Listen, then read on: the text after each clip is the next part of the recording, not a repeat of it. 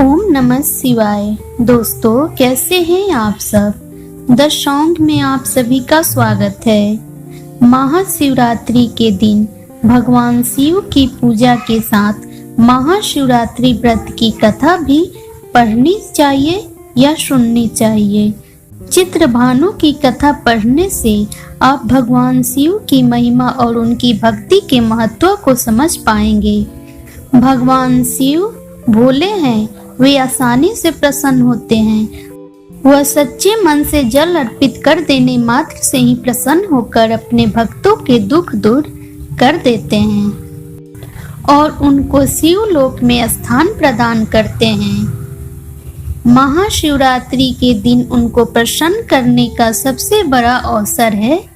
इस दिन भगवान शिव की पूजा करें, महाशिवरात्रि व्रत की कथा पढ़ें या सुने। महाशिवरात्रि की व्रत कथा। शिव पुराण के अनुसार एक समय चित्रभानु नामक शिकारी शिकार करके अपने परिवार का पालन पोषण करता था। उस पर साहूकार का कर्ज था। समय से कर्ज चुकता न करने के कारण साहूकार ने उसे बंदी बना लिया। उस दिन शिवरात्रि थी। दिन भर वह भूखे प्यासे रहते हुए भगवान शिव का स्मरण किया और दिन गुजर गया। शाम को साहूकार ने उसे कर्ज चुकाने के लिए अगले एक दिन का समय दिया और चित्रभानु को छोड़ दिया। तब चित्रभानु भूख प्यास से व्याकुल होकर जंगल में शिकार खोजने लगा। देखते देखते शाम और फिर रात हो गई। तब वह एक तालाब के पास बेल के पेड़ पर चढ़ गया और रात बीतने की प्रतीक्षा करने लगा। उस बेल के पेड़ के नीचे शिवलिंग था। चित्रभानु अनजाने में बेलपत्र तोड़कर नीचे गिरा रहा था तो शिवलिंग पर गिर रहे थे। इस प्रकार संजोगवश वह दिन भर भूखा प्यासा रहा, जिससे उसका व्रत हो गया और शिवलिंग पर बेलपत्र गिरने से उसकी शिव आराधना भी हो गई। रात बीतने पर एक गर्भिणी हिरनी तालाब किनारे पानी पीने आई।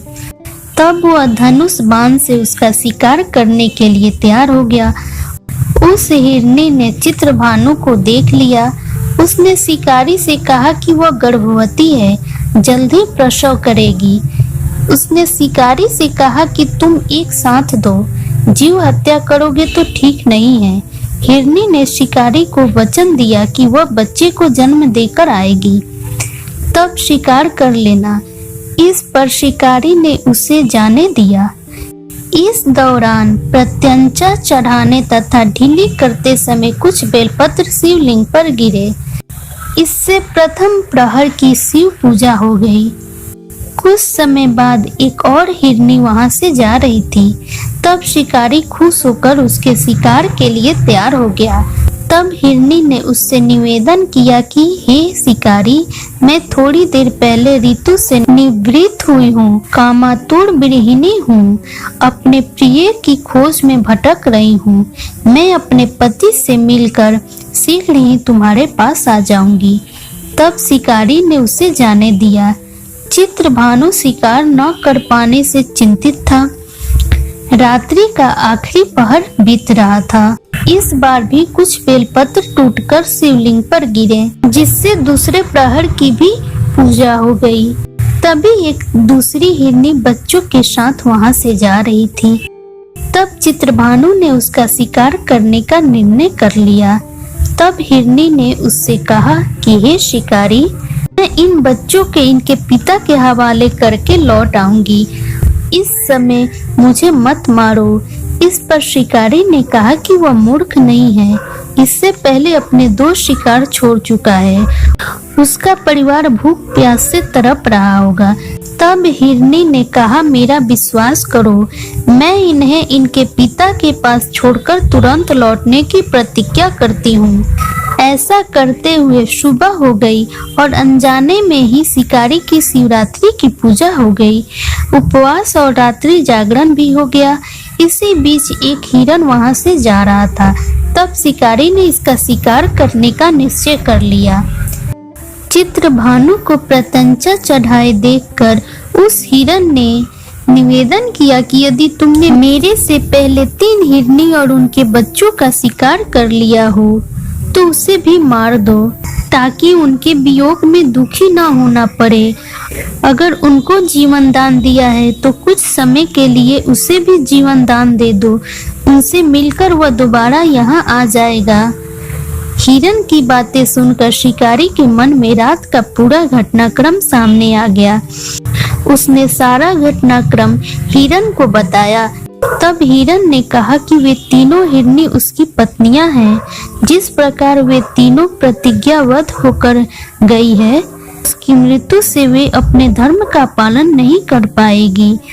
जिस प्रकार तुमने उन पर विश्वास करके उन्हें जाने दिया, वैसे ही उसे भी जाने दो। वह अपने परिवार के साथ जल्द ही यहाँ उपस्थित हो जाएगा। चित्रभानु ने उसे भी जाने दिया। शिवरात्रि व्रत और पूजा होने से उसका मन निर्मल हो गया। उसके अंदर भक्ति की भावना जागृत हो गई। कुछ समय बाद वह हिरण अपने दिए वचन के कारण अपने परिवार के साथ शिकारी के सामने उपस्थित हो गया। उन जीवों की सत्यता और सात्विकता एवं प्रेम भावना को देखकर चित्रभानु को आत्मग्लानि हुई। उसने हिरण परिवार को जीवन दान दे दिया। अनजाने में ही सही, शिवरात्रि का व्रत करने से चित्रभानु को मोक्ष मिला। मृत्यु के बाद शिवगण उस शिकारी को शिवलोक ले गए। ये रही महाशिवरात्रि व्रत कथा। अभी तक आप लोगों ने चैनल को सब्सक्राइब नहीं किया है तो प्लीज चैनल को सब्सक्राइब कर दें, लाइक कर दें, कमेंट करें। धन्यवाद।